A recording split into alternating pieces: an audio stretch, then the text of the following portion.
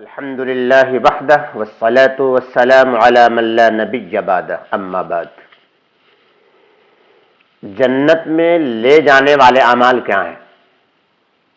یہ اپنے آپ میں بہت اہم عنوان ہے اور ہماری زندگی اور آخرت کے لیے تو بہت ہی ضروری سامان ہے کہ جنت میں لے جانے والے اعمال کیا ہو سکتے ہیں اور کیا ہیں۔ اللہ رب العزت کے نزدیک ہماری پسند یعنی ہمارے اعمال کی پسندیدگی اور ناپسندیدگی جو ہم کرتے ہیں اعمال، یہ ساری باتیں پسند اور ناپسند پر ڈیپینڈ کرتی۔ اللہ رب العزت کو اپنے بندے کی طرف سے کیا گیا معمولی سا عمل بھا جائے، کام بن گیا۔ کہتے ہیں نا کہ اللہ رب العزت کی ذات نقطہ نواز ہے، وہ کس نقطے پر نواز دے، کس عمل پر بخشش کر دے، کس عمل پر وہ ہمیں معاف کر دے، اور کس عمل سے خوش ہو کر زندگی کے سارے برے اعمال اور برے اخلاق اور ساری بدعمالیوں کو اللہ تبارک و تعالی ختم کر کے رضا اور خوشنودی ہماری قسمت میں حصے میں لکھ دے۔ اس لیے فرمایا سرکار دو عالم صلی اللہ تعالی علیہ وآلہ وسلم نے لا تحقرن من المعروف شیئا، کہ کسی بھی عمل کو حقیر نہ جانو، کسی بھی نیک کام کو، کسی بھی بھلی بات کو مختصر و معمولی نہ سمجھو، حقارت کی نگاہ سے نہ دیکھو۔ عمل کتنا ہی چھوٹا کیوں نہیں ہے اسے کرو، کیا معلوم اللہ کو بھا جائے؟ اب اللہ کو بھانے کی جو باتیں ہیں اور اللہ کو خوش کرنے کی باتیں، اللہ کیسے خوش ہوتا ہے؟ اللہ تعالیٰ خوش ہوتا ہے مثلا راستے سے کوئی تکلیف دینے والی چیز ہم نے ہٹا دی، اللہ خوش ہو گیا۔ کسی نے ہم سے راستہ معلوم کیا، ہم نے اس کو راستے کا پتہ بتا دیا، اللہ خوش ہو جاتا ہے۔ کوئی بھوکا آیا، اس نے کھانے کا سوال کیا، ہم نے کھانا اس کے آگے رکھ دیا، اللہ خوش ہو جاتا ہے۔ کسی ضرورت مند کی ضرورت کی ہم نے تکمیل کر دی، اللہ خوش ہو جاتا ہے۔ کوئی جانور ہے، بھوکا پیاسا جانور ہے اور ہمیں محسوس ہو گیا کہ اسے بھوک پیاس کی شدت ہے، ہم نے اسے کھانا کھلا دیا یا پانی پلا دیا، اللہ خوش ہو جاتا ہے۔ کسی کی مزاج پرسی کر لی، اللہ خوش ہو جاتا ہے۔ بیمار کو دیکھا ہے، اللہ خوش ہو جاتا ہے۔ کوئی غمگین اداس بیٹھا تھا اور ہم نے اس کی راضی خوشی لے کر اور اس کی خبر خیریت معلوم کر کے تھوڑے تسلی کے الفاظ جملے ہم نے کہہ دیا اور وہ شخص ریلیکس ہو گیا، اللہ خوش ہو جاتا ہے۔ ذرا سا کام پر، تھوڑی تھوڑی سی بات پر اور مختصر سے عمل پر جس کے اندر اللہ کی رضا مقصود ہو، للہیت ہو اور خشوع خضوع کے ساتھ عمل کیا جائے، اللہ تبارک و تعالیٰ ان اعمال سے، ان افعال سے خوش ہو جاتا ہے۔ اللہ تبارک و تعالیٰ کو خوش کرنے کے لیے عبادات ساری ہیں، نماز ہے، اگر اللہ کی رضا کے لیے پڑھی جائیں اللہ خوش ہوتا ہے، روزے اللہ خوش ہوتا ہے، زکوٰۃ دیجیے اللہ خوش ہوتا ہے، حج کیجیے اللہ خوش ہوتا ہے، سچ بولیے اللہ خوش ہوتا ہے، قربانی کیجیے اللہ خوش ہوتا ہے، والدین کی خدمت کیجیے، بڑوں کا احترام کیجیے اللہ خوش ہوتا ہے، ضرورت مندوں کی ضرورت کی تکمیل کیجیے اللہ خوش ہوتا ہے۔ ہر نیک عمل سے اللہ خوش ہوتا ہے، لیکن اس کے ساتھ ہی ساتھ وہ کام جو ہمارے ہاں ماباح ہے اور جائز ہے، لیکن اس کام کو بھی اگر ہم اللہ کی رضا کے لیے کرنے لگیں تو اللہ رب العزت ان اعمال سے بھی خوش ہو جاتا ہے۔ مثلا گھڑی ہے، ہم نے گھڑی باندھی ہوئی ہے، یہ گھڑی ہم نے اس لیے باندھ رکھی ہے تاکہ وقت نماز کی پابندی وقت کے ساتھ کی جائے، مقصد بس یہ ہے، اس کے سوا کوئی مقصد نہیں ہے کہ میں نے گھڑی اس لیے باندھ رکھی ہے تاکہ نماز میں ہم لیٹ نہ ہو جائیں، نماز کی پابندی وقت پر ہم کریں۔ ان الصلاۃ کانت علی المؤمنین کتابا موقوتا، اللہ رب نے فرمایا کہ نماز وقت کے ساتھ فرض ہے، وقت کے ساتھ ادا کرنی ہے۔ اب یہ گھڑی باندھنے کا جو عمل ہے یہ مباح ہے، جائز ہے، آپ باندھیں نہ باندھیں آپ کو اختیار ہے، لیکن گھڑی جب ہم نے باندھی اور اللہ کی رضا کے لیے باندھی، عبادت کے اوقات معلوم کرنے کے لیے باندھی، اب یہ عمل خالص عبادت بن گئی۔ اچھا کھانا پینا ہے، اچھے لباس زب تن کرنا ہے، ورزش کرنی ہے، بھاگ دوڑ کرنا ہے، اسی طریقے سے جائز حد میں رہ کر سیر و تفریح مختصر سے کر لینی ہے، اپنی صحت کا خیال رکھنا ہے، اور یہ سارے کام اللہ کی رضا اور اس کی عبادت کے لیے کی جائے۔ مثلا ہم ٹھیک سے کھا پی اس لیے رہیں تاکہ جسم میں طاقت آئے، ہم طاقت کو بڑھا رہے تاکہ طاقتور ہوں گے تو ہم اپنے رب کی صحیح عبادت کر سکیں گے۔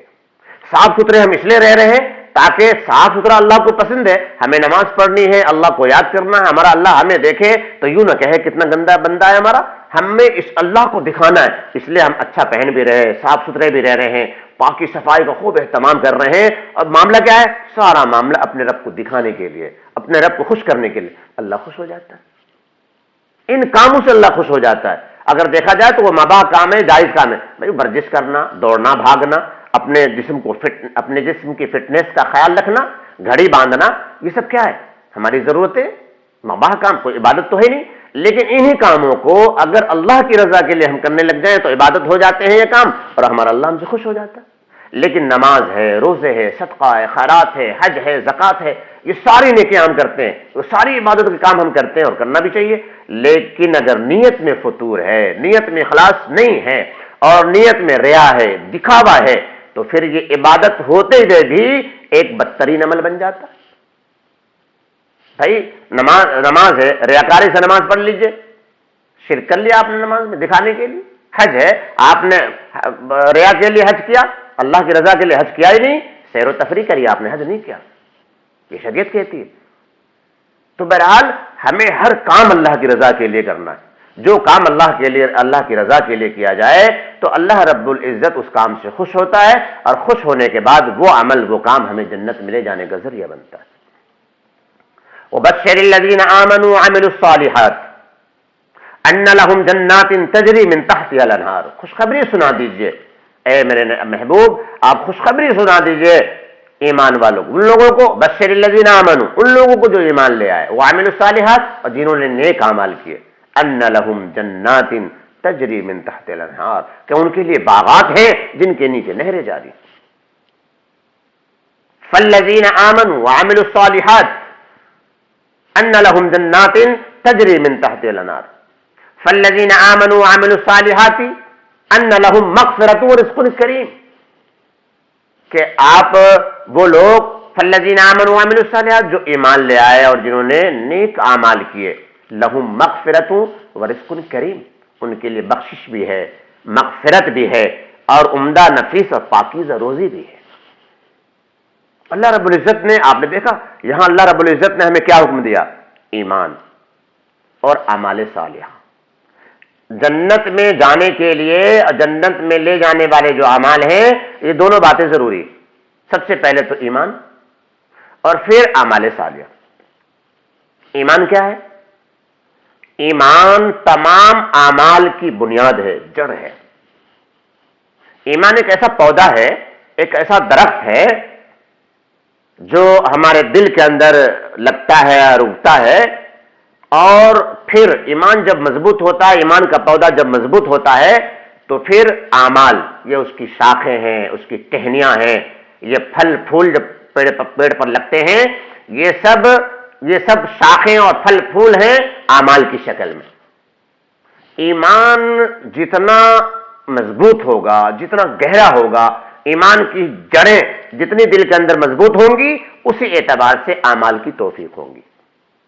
تو اعمال کرنے کے لیے ایمان، اور پختہ ایمان اور کامل ایمان اور مضبوط اور مستحکم ایمان کا ہونا ضروری، اس کے بغیر اعمال کی توفیق نہیں ملا کرتی۔ ایمان کمزور ہے تو اعمال بھی کمزور ہے۔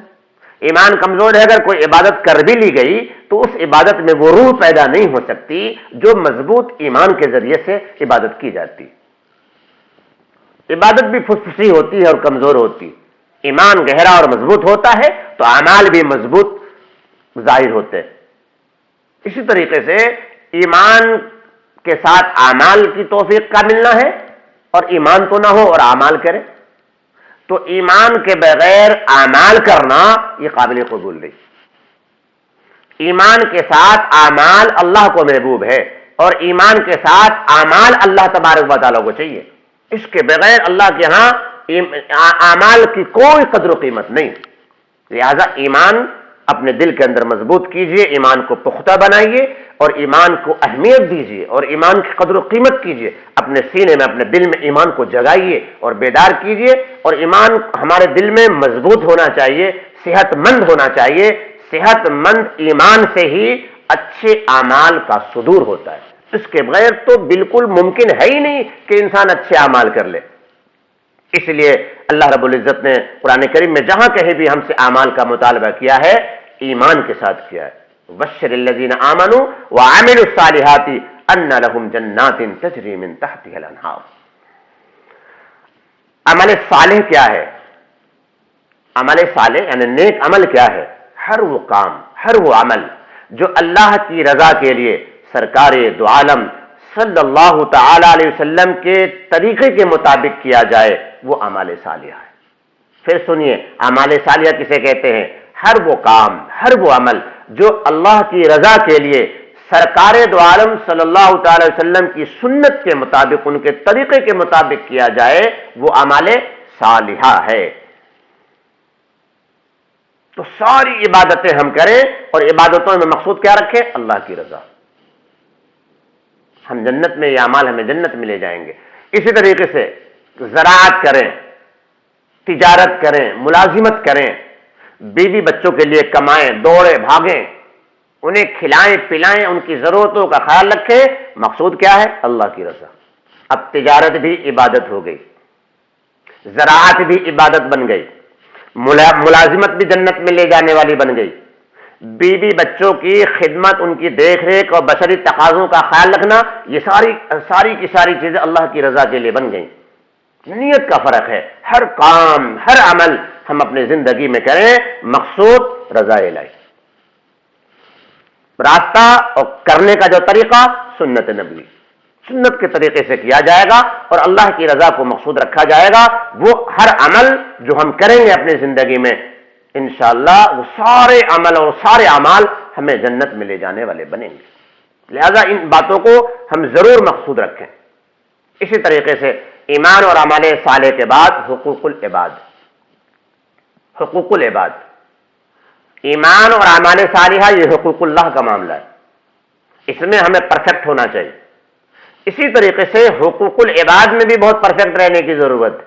حقوق العباد میں اچھے خاصے نمازی، پرہیزگار اور دیندار صاحب، یہ ہر طرح ہر طبقے کے دیندار لوگ ہیں، بڑی عبادت گزار ہیں، لیکن حقوق العباد میں بہت ہی کمزور۔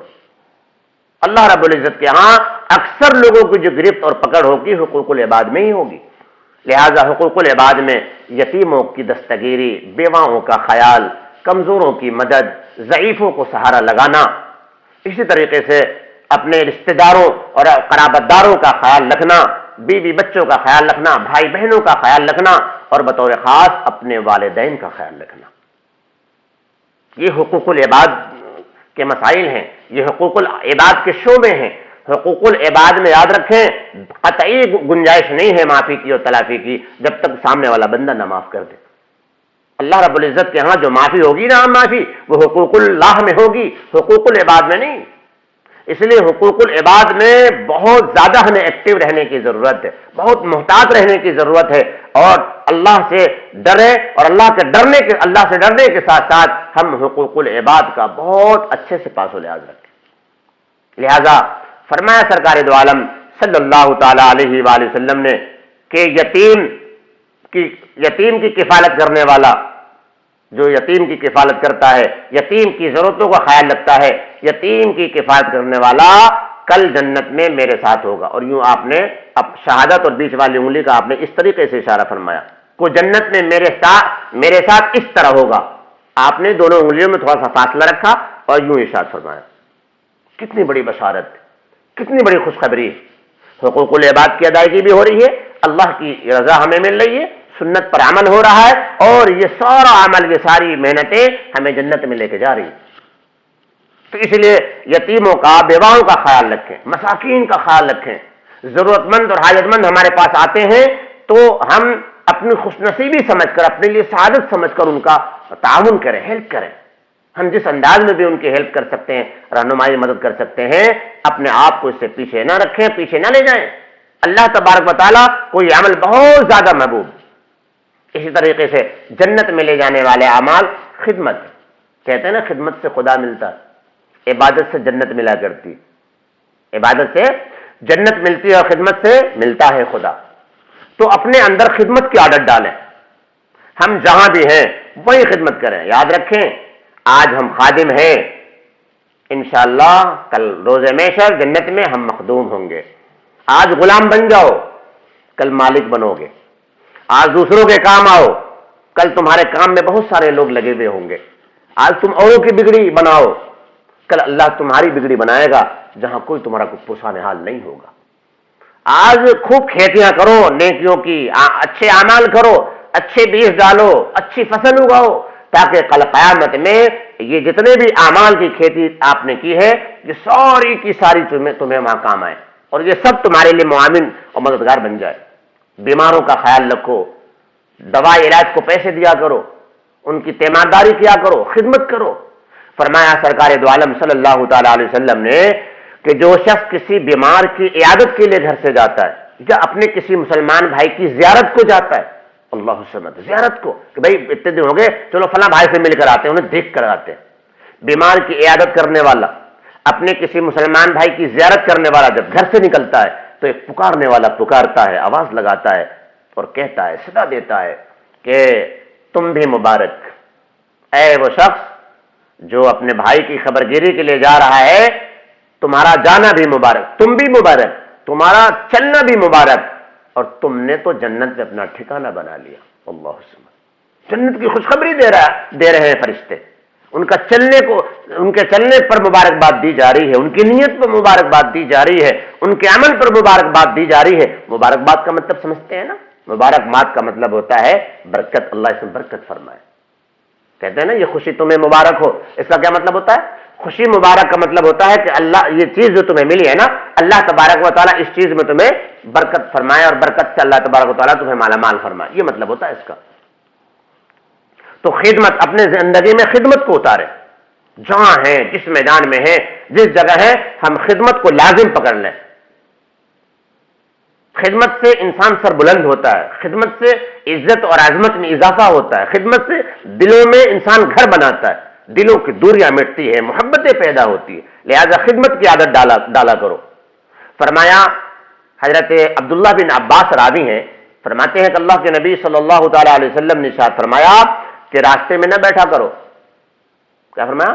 راستے میں نہ بیٹھا کرو، اور اگر تم ایسا کرتے ہی ہو تو آنے والے جانے والے جو لوگ ہیں ان کے سلاموں کا جواب دیا کرو، اور نگاہیں پست رکھا کرو، نگاہیں جھکی رہنی چاہیے، پست رہنی چاہیے، نگاہیں پست رکھا کرو، اور اسی طریقے سے راہگیروں کی مدد کرو، ان کی بار برداری اور ان کے سواری میں ان کا تعاون کرو۔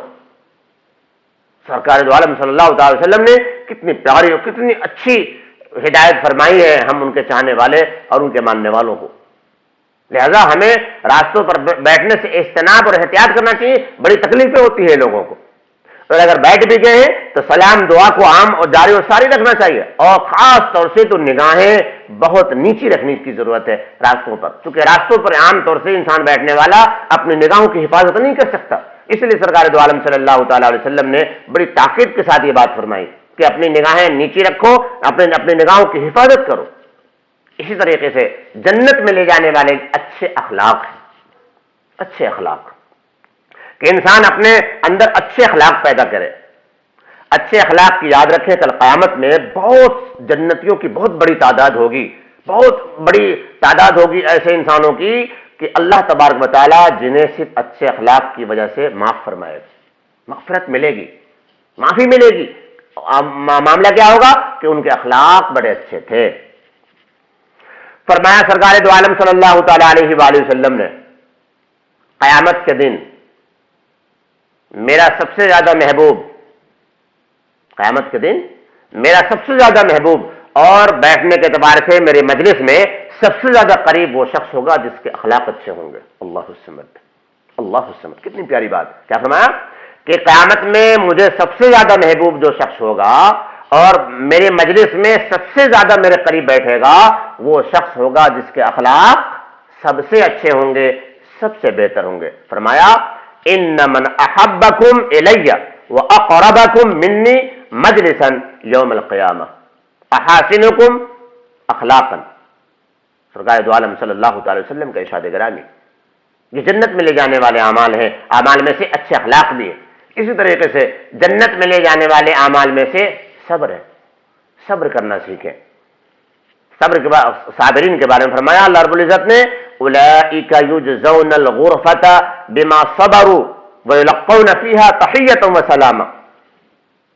صبر کی عادت ڈالیں کہ جو لوگ صبر کرتے ہیں اللہ تبارک و تعالی صبر کے بدلے انہیں جنت کے بالا خانوں میں جگہ عطا فرمائے گا. یلقون فیہا تحیۃ وسلاما، اور سلام ادب اور احترام کے ساتھ السلاموں سے ان کا استقبال کیا جائے گا. فرشتے آئیں گے، ادھر سے آ رہے ہیں، ادھر سے آ رہے ہیں، اور سب سلام بجائیں گے. یلقون فیہا تحیۃ وسلاما، تحیہ اور سلام ان کو پیش کیا جائے گا. ایسا اکرام فرمایا جائے گا جنت میں. وجہ کیا ہوگی کہ دنیا میں انہوں نے اپنی زندگی میں صبر کیا. صبر کیا ہے؟ صبر گناہوں سے اپنے آپ کو بچانا اور نیکی کے اعمال پر اپنے آپ کو جمانا اور اس پر استقامت اختیار کرنا، یہ صبر ہے. صبر کیا ہے؟ اپنے خواہشات کو چھوڑ دینا، اللہ کی رضا کے لیے سب کچھ برداشت کرنا، یہ صبر ہے. لہذا صبر کو اختیار کرے. فرمایا سرکار دو عالم صلی اللہ تعالی علیہ وآلہ وسلم نے حجبت الجنت بالمکارہ او جفت الجنت بالمکارہ، کہ جنت ناپسندیدہ چیزوں سے ڈھک دی گئی. وحجبت النار بالشہوات او جفت النار بالشہوات. جفت النار کہ جہنم ڈھک دی گئی خواہشات سے. خواہشوں کو دبائیں گے، صبر کریں گے اپنے خواہشوں پر، جنت میں جائیں گے. خواہشوں کو بے قابو چھوڑ دیں گے، بے لگام ہوں گے، اور خواہشوں کے ہم غلام بن جائیں گے، جہنم میں لے جائے گا یہ عمل ہمیں. تو جنت ڈھکی ہوئی ہے ناپسندیدہ چیزوں سے، اور جہنم ڈھک دی گئی ہے شہوات اور لذت اور خواہشوں کے ساتھ. لہذا اس کا ہمیشہ خیال رکھیں. شکر کا جذبہ، شکر بھی جنت میں لے جانے والا عمل ہے. شکر کا جذبہ اپنے اندر پیدا کریں. سچائی اور ایفائے عہد کا خیال رکھیں. اسی طریقے سے نرم خوئی اپنے اندر پیدا کریں. یہ سارے اعمال ہمیں جنت میں لے جانے والے. لہذا ان اعمال کو جب ہم اپنائیں گے انشاءاللہ ہم جنت میں جائیں گے. میں ایک واقعہ مختصر بیان کر کے اپنی بات پوری کروں گا کہ میدان بدر میں، جنگ بدر پوری دنیا کو معلوم ہے اس کی تاریخ. جنگ بدر میں اللہ کے نبی سرکار دو عالم صلی اللہ تعالی علیہ وسلم نے ارشاد فرمایا لو اس جنت کا موقع سامنے ہے. کیا فرمایا؟ لو اس جنت کا موقع سامنے ہے جس کی وسعت آسمان اور زمین کے برابر ہے. ایک انصاری صحابی کہنے لگے ہاں کیا مطلب؟ انہیں بڑا تعجب ہوا کہ آسمان اور زمین اتنی لمبی چوڑی جنت. سرکار دو عالم صلی اللہ علیہ وسلم نے فرمایا ہاں. اب وہ صحابی رسول اتنے خوش ہوئے، کہنے لگے واہ واہ واہ واہ. تو سرکار دو عالم صلی اللہ علیہ وسلم نے ارشاد فرمایا کہ واہ واہ کیوں کہا؟ واہ واہ کیوں کہہ رہے ہو؟ تو اس انصاری صحابی نے کہا کہ میں اس لیے واہ واہ کر رہا ہوں کہ کیا میں بھی ہوں اس جنت میں؟ آپ صلی اللہ علیہ وسلم نے ارشاد فرمایا ہاں. وہ فوراً انہوں نے اپنے تھیلے سے کھجور نکالی اور کھجور کھانے شروع کر دی. جلدی جلدی کھجور کھانے لگے اور کھجور کھاتے ہوئے پھر انہوں نے کھجور کو زمین پر پھینکا اور فرمایا کہ جنت میں جانے میں کھجور کھانے میں تو بہت دیر ہو جائے گی، یہ کھجور مانے ہیں جنت میں جانے سے. اور فوراً کھجوریں پھینکی اور اللہ کے راستے میں شہید ہو گئے، جنت کو چلے گئے. تو میرے بھائیوں اور میرے بہنوں، جنت میں جانے کے یہ اعمال، ہر آپ چاہیں جتنے بھی اعمال آپ زندگی میں کریں، چاہے وہ عبادت کا شعبہ ہو، چاہے وہ جائز ضرورتوں کا شعبہ ہو، بشری تقاضوں کا شعبہ ہو، ہماری ڈیلی ویج کی جو ضرورتیں ہیں 24 گھنٹے کی وہ ساری ضرورتیں ہوں، ان تمام چیزوں کو اگر آپ چاہیں تو جنت میں لے جانے کا ان چیزوں کو ذریعہ بنا سکتے ہیں. اس کے لیے کرنا کیا ہے؟ اپنے اعمال کو خالص کرنا ہے رضا الہی کے لیے، ہر کام اللہ کی رضا کے لیے، ہر چیز کا استعمال اللہ کی رضا کے لیے۔ پانی پی رہے ہیں اس لیے، کھانا کھا رہے ہیں اس لیے تاکہ اس سے طاقت آئے گی، ہم ٹھیک فٹ رہیں گے، اللہ کی عبادت کریں گے۔ تو ہر عمل ہمیں اللہ کی رضا کے لیے بنانا ہے، اور جب اللہ کی رضا آئے گی تو ہم جنت میں جانے والے بنیں گے۔ اللہ تبارک و تعالیٰ مجھے اور آپ کو سبھی ساتھیوں کو پوری زندگی جنت میں جانے والے اعمال پر عمل کرنے کی اور اس کے لیے پوری کوشش کرنے کی توفیق عطا فرمائے۔ وآخر دعوانا الحمدللہ۔